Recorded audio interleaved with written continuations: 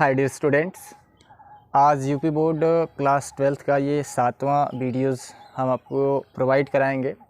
इस वीडियोज़ में हम स्थिर वैद्युत आवेशन की जो तीसरी विधि थी प्रेरण द्वारा आवेशन, उसके बारे में डिस्कस करेंगे और इन तीनों विधियों पर सम्मिलित रूप से आज हम कुछ न्यूमेरिकल भी करेंगे। ठीक है, तो आइए स्टार्ट करते हैं आज का सेशन। तो आज हम लोग पढ़ेंगे स्थिर वैद्युत आवेशन की तीसरी विधि जो है प्रेरण द्वारा आवेशन। प्रेरण द्वारा आवेशन के बारे में, प्रेरण द्वारा आवेशन, charging by induction, charging by induction. देखिए, इंडक्शन कंडक्शन में आप भेद कर लीजिएगा, ऐसा ना कि आपको कंफ्यूज हो जाए। इंडक्शन का मतलब होगा प्रेरण और कंडक्शन का मतलब क्या होगा, चालन। ठीक है, से कुछ जगहों पे सी को क कहते हैं ना जी, सी मतलब क कहते हैं, तो सी से आप याद कर लीजिएगा। सी मतलब कंडक्शन, कंडक्शन का मतलब क्या होगा, चालन।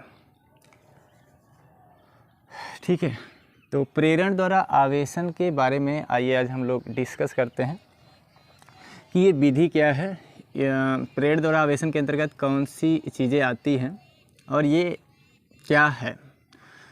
तो इसकी डिफिनीशन लिखने से पहले, जैसा कि हर वीडियोज़ में हम आपको कहते हैं कि किसी भी टॉपिक पर डिस्कस करने से पहले हम कोशिश करते हैं कि आपको हर एक चीज़ों का डिफिनीशन विथ एग्ज़ाम्पल दें। उदाहरण समझाने के बाद जब आपको सारी चीज़ें समझ में आ जाएंगी तो आप खुद ब खुद उसका डिफिनीशन अपने शब्दों में लिख सकते हैं। तो आइए पहले उदाहरण के माध्यम से चीज़ों को समझने की कोशिश करते हैं, उसके बाद हम इसका डिफिनीशन राइट डाउन करेंगे।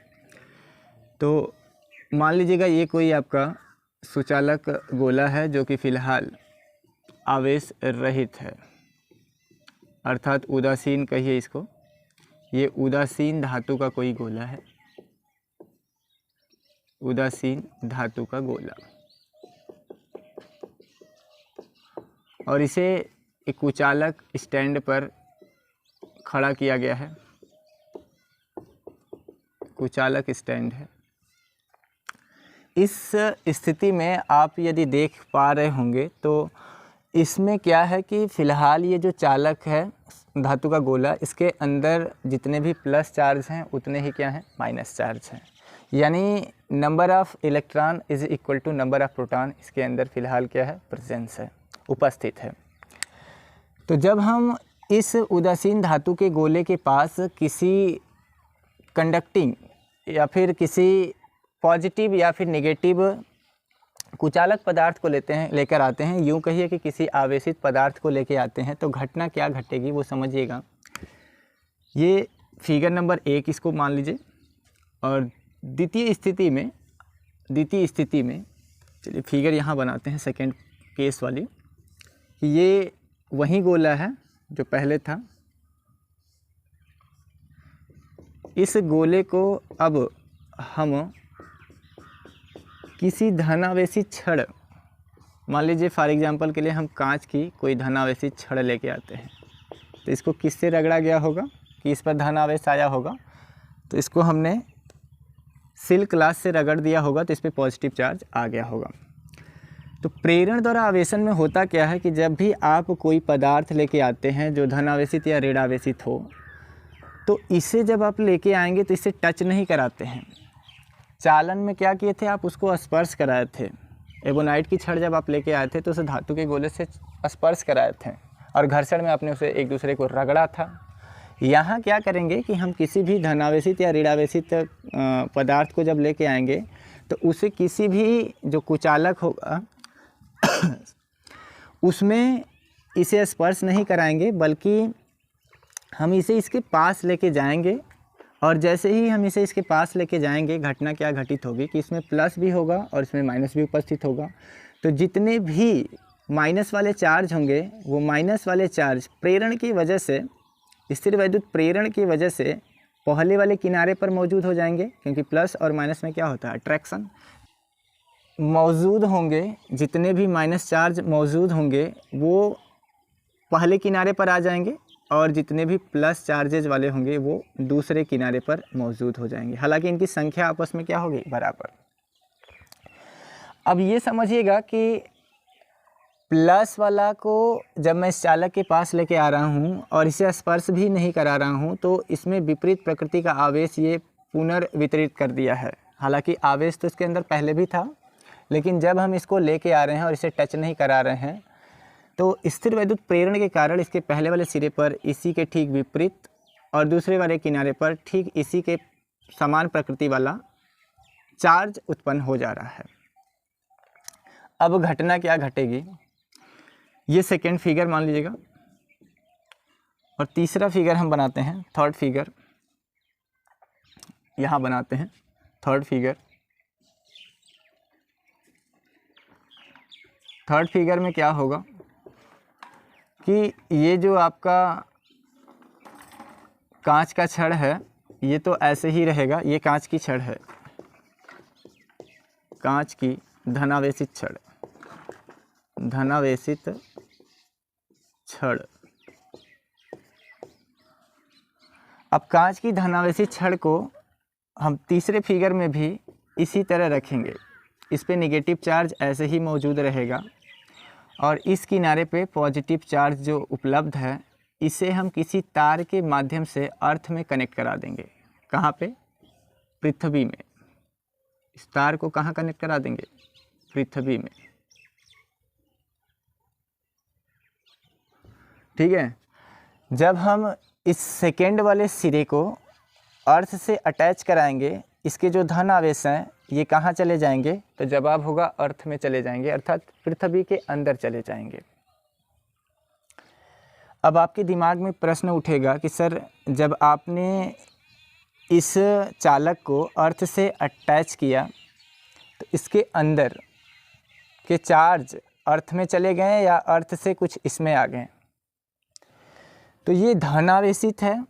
जब इसे आपने अटैच किया अर्थ से, तो अर्थ से कुछ इलेक्ट्रॉन इसी गोले के अंदर आ जाएंगे। ठीक है। और जैसे ही इसके अंदर आएंगे ये तो न्यूट्रल हो जाएगा। ये क्या हो जाएगा, न्यूट्रल मतलब उदासीन। ये वाला हिस्सा पर जो आवेश है वो तो ख़त्म हो जाएगा। अब कहेंगे कि ये क्यों नहीं ख़त्म होगा, तो यहाँ पे आप देख रहे हैं कि स्थिर वैद्युत प्रेरण की घटना हो रही है, ज़बरदस्त अट्रैक्शन हो रहा है। यहाँ पे ये प्लस है और ये माइनस है, तो ये तो छोड़ के जा नहीं सकता इसको, कि जाएगा नहीं ना, करो या मरो की हालत है, छोड़ के जा नहीं सकता इसको। तो स्थिर वैद्युत प्रेरण की वजह से इसके इस वाले सिरे पर जो ये नेगेटिवली चार्ज्ड होगा ये यहीं पे बना ही रह जाएगा, क्योंकि यहाँ पे ये प्लस चार्ज इस माइनस चार्ज को अपनी तरफ अट्रैक्ट करके रखेगा। चौथे केस में क्या होगा कि चौथा फिगर यहाँ बनाते हैं। ये कांच की छड़ सेम वैसे ही है। हम देखिए कांच की छड़ को कुछ कर नहीं रहे हैं, उसे केवल हम पास में लेके आ रहे हैं, उसे टच भी नहीं करा रहे हैं, बस हम रखे हैं। अगली केस में घटना क्या घटेगी कि हम इस चालक गोले को जो अर्थ से अटैच कराए थे जिस सिरे को तार से, उसे हम अर्थ से हटा देंगे। तो यहाँ पे अब भी तो निगेटिव चार्ज बरकरार रहेगा कि कुछ कम हो जाएगा। भाई पहले जितना था अब भी उतना ही रहेगा, उस पर कोई भी परिवर्तन नहीं आएगा। अगले केस में यदि आप समझें तो हम क्या करेंगे नेक्स्ट केस में, पांचवें फिगर में, कि अब हम इस कांच की जो धनावेशी छड़ है इसे रिमूव कर देंगे, हटा देंगे। तो इस चालक गोले के ऊपर जो कि पहले कोई भी चार्ज उपस्थित नहीं था, ये ऋण चार्ज इसके पूरे सरफेस पर एक समान रूप से क्या हो जाएगा, फैल जाएगा।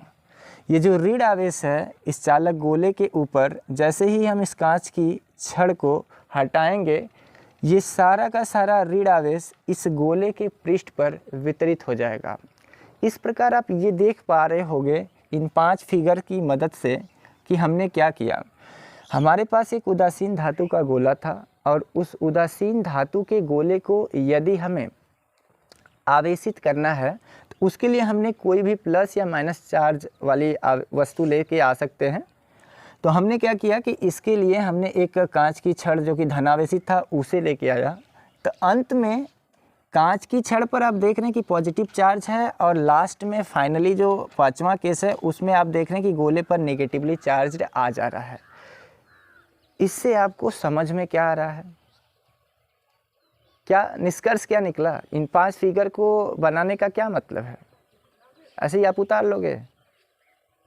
नहीं, इससे आप समझो ना कि स्टार्टिंग में यदि कोई भी धातु है और वो उदासीन है तो आपसे पूछेगा कि क्या किसी उदासीन धातु के गोले को आवेशित किया जा सकता है, और यदि किया जा सकता है तो आवेशन की कौन सी विधि द्वारा।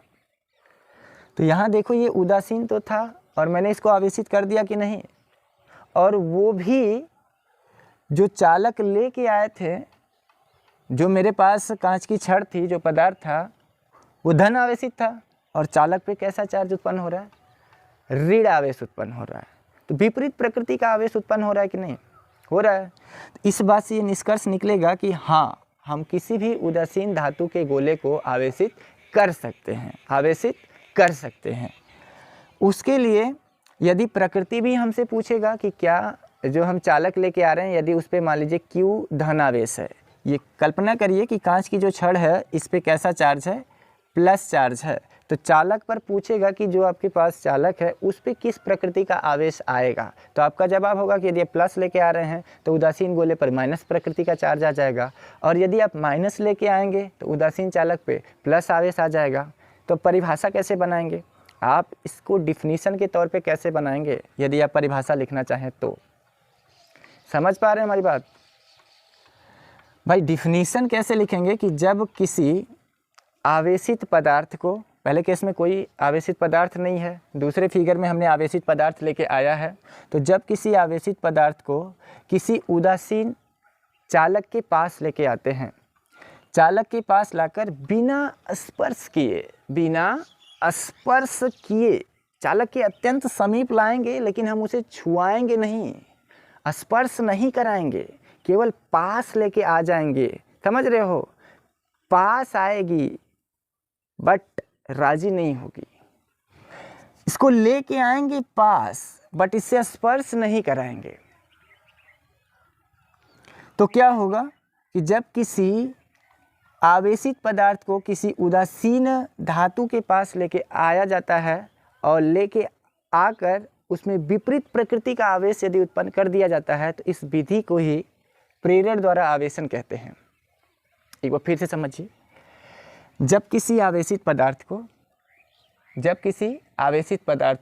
किसी उदासीन चालक के पास अत्यंत समीप लाकर बिना स्पर्श किए उसमें विपरीत प्रकृति का आवेश उत्पन्न कर दिया जाए, इस घटना को ही प्रेरण द्वारा आवेशन कहते हैं। समझ पा रहे हैं? इसमें कुछ क्वेश्चंस भी वो आपसे पूछ लेगा। जैसे वो पूछेगा कि क्या कोई उदासीन धातु का चालक है, गोला है, या कोई भी धातु है, या कोई भी कंडक्टर है, क्या उसे आप आवेशित कर सकते हैं? तो जवाब होगा कि हाँ। कहेगा किस विधि से? कहेंगे प्रेरण द्वारा। एक चीज़ आप और बताइए कि इस प्रक्रिया में जो कांच की छड़ पर आवेश है, ये जो कांच की छड़ है इस पे जो पॉजिटिव चार्ज है, क्या इसके आवेश में कोई कमी आएगी या ये जस का तस रहेगा?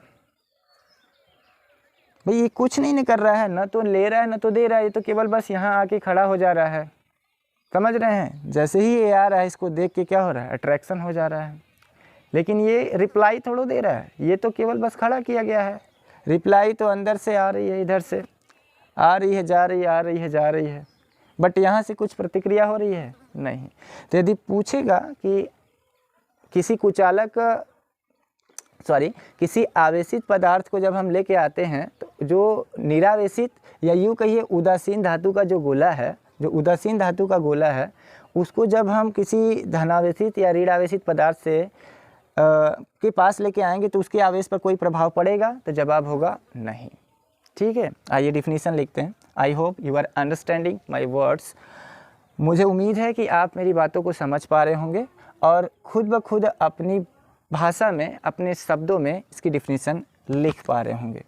तो आइए हम डिफिनीसन लिखते हैं, इसको इरेज करते हैं।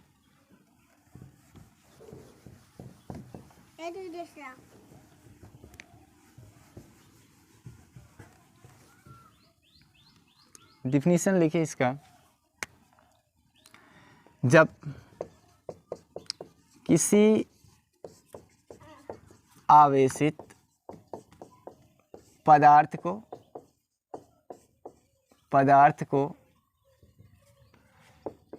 किसी आवेशित पदार्थ को किसी उदासीन चालक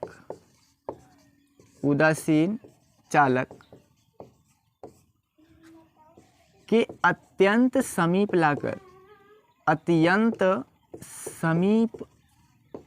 लाकर बिना स्पर्श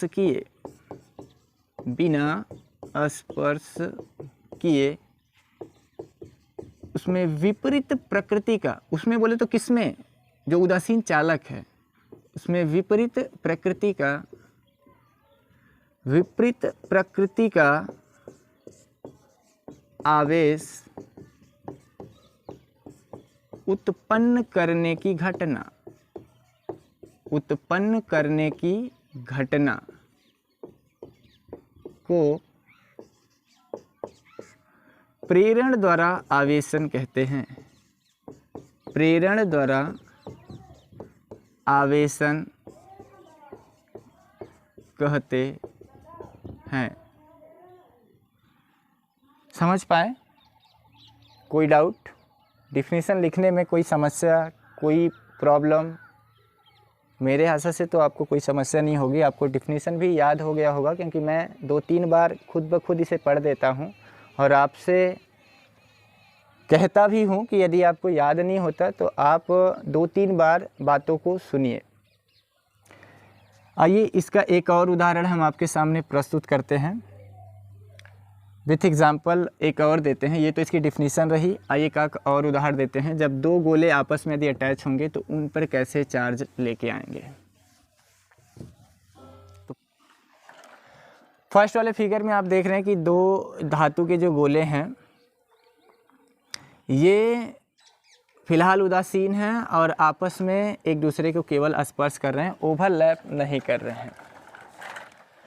दूसरे केस में हमने क्या किया कि ये जो कांच की छड़ है जो कि धनावेशित है, इसे हम लेके आ रहे हैं और विदाउट टचिंग, धातु के गोले से इसको स्पर्श नहीं कराना, हमें केवल इसके पास ले जाके रख देना है।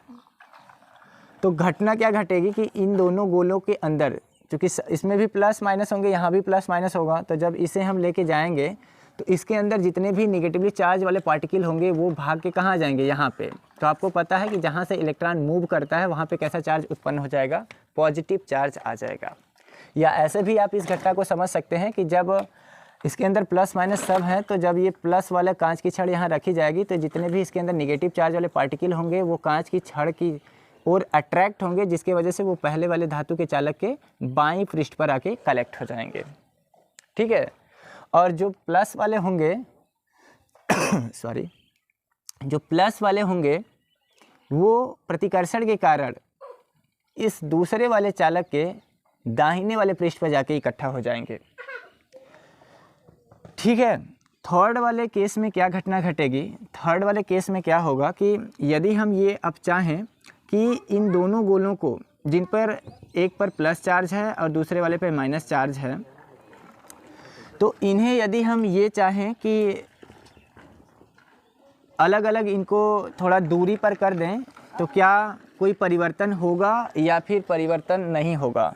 तो थर्ड वाले फिगर में आप ये एज्यूम करिए कि हम इसी धातु का जो दूसरा गोला है इसे थोड़ी सी दूरी पर रखते हैं, थोड़ा ये जो सटा था इसे थोड़ा दूर कर देते हैं।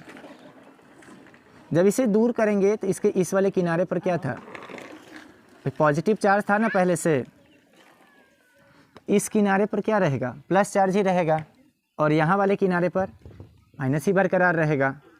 क्यों? क्योंकि स्थिर वैद्युत प्रेरण की वजह से ये प्लस है तो ये माइनस ही यहीं पर बना रहेगा। ठीक है। यहाँ पे माइनस ऑलरेडी बरकरार रहेगा। अब यदि हम नेक्स्ट केस में ऐसा काम करें कि हम ये जो कांच की प्लेट है, कांच की जो छड़ है, इसे यदि रिमूव करें, हटाते हैं, यदि इसे हटा दें तो क्या होगा। चौथे वाले केस में आप इसको समझिए, यदि आप इसे रिमूव करते हैं तो क्या घटना घटेगी। जैसे ही आप इसे हटाएंगे, और चूँकि हमने पहले से ही इनको सेपरेट कर दिया है, अच्छा कई किलोमीटर दूर नहीं लेके चले जाएंगे, कुछ ही दूरी पर रखेंगे, कुछ ही दूरी पर धातु के दोनों गोलों को रखेंगे। ऐसा नहीं कि इनको कई किलोमीटर दूर रख देंगे, नहीं।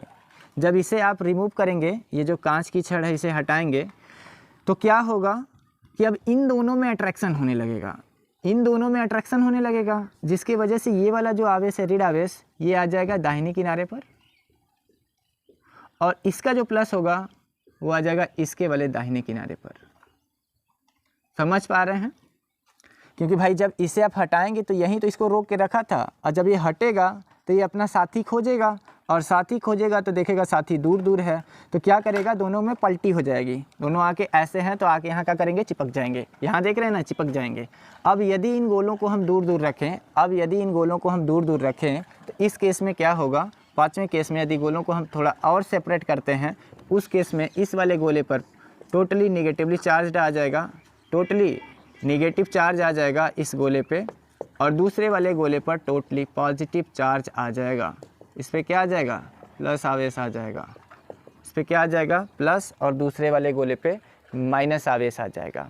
समझ पा रहे हैं? तो इस तरह से यदि आपके पास दो चालक भी हैं जो कि उदासीन हैं, तो उन्हें भी आप चाहें तो आवेशित कर सकते हैं। अब कहेंगे कि उसमें प्रकृति कैसे बता पाएंगे, तो जिस प्रकृति का आप कोई आवेशित पदार्थ लेके आएंगे, उसके ठीक विपरीत प्रकृति वाला आवेश पहले वाले चालक के पृष्ठ पर अवेलेबल हो जाएगा, और दूसरे वाले पर ठीक उसका विपरीत आवेश उत्पन्न हो जाएगा, जैसा कि आप यहाँ पे देख पा रहे होंगे। तो आइए कुछ अब उदाहरण हम करते हैं, कुछ सवाल लगाते हैं, कुछ न्यूमेरिकल सॉल्व करते हैं, और इन तीनों विधियों के बारे में जो हमने आपको पढ़ाया उसी पर रिलेटेड कुछ सवालें हम क्या करेंगे।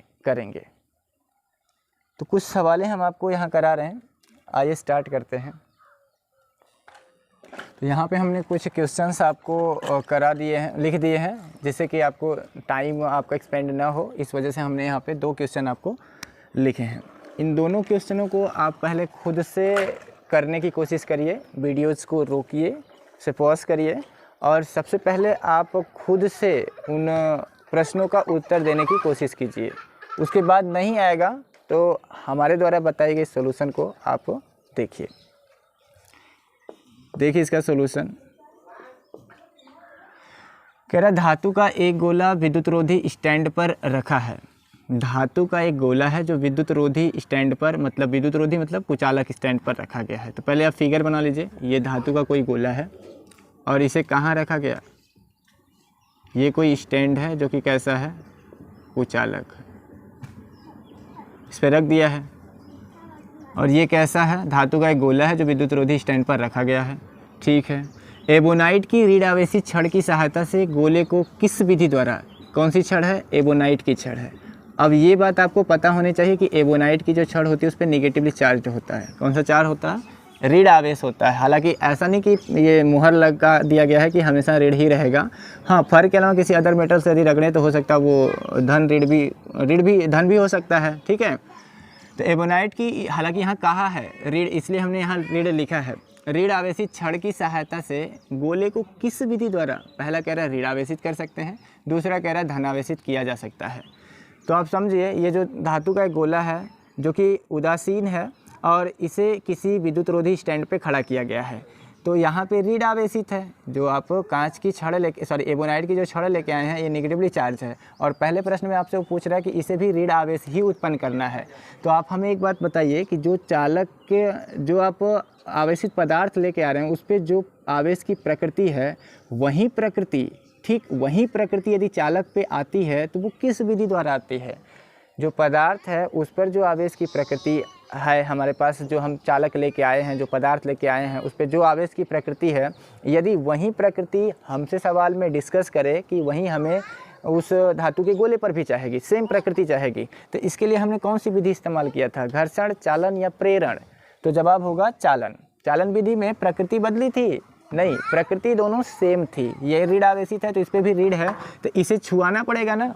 चालन विधि में क्या करते हैं कि जो आवेशित पदार्थ हम लेके आते हैं उसे धातु के गोले से स्पर्श कराते हैं, है ना।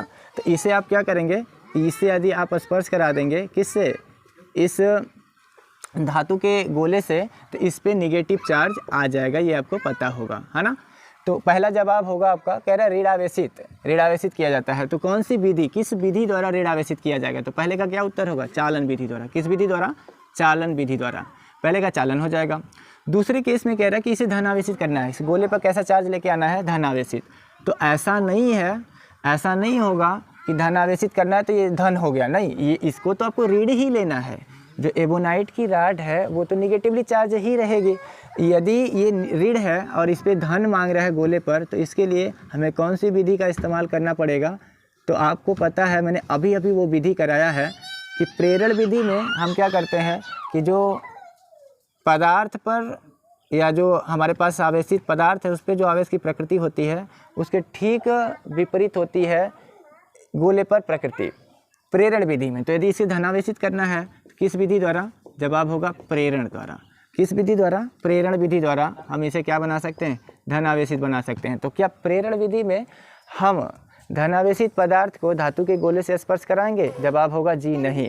तो आई होप कि आपको ये दोनों बातें समझ में आ रही होंगी कि किस विधि द्वारा हम किसी धातु के चालक को, धातु के गोले को आवेशित कर सकते हैं, प्लस या माइनस। तो जब आपसे पूछे कि सेम प्रकृति का पूछे तो याद करिए वहाँ पे चालन विधि इस्तेमाल की जाएगी, और यदि विपरीत प्रकृति की बात करता है तो वहाँ पे हम प्रेरण विधि का इस्तेमाल करेंगे। दूसरा प्रश्न आपको दिखाई दे रहा होगा, कह रहा है कांच की एक धनावेशित छड़ है जिस पे Q आवेश है।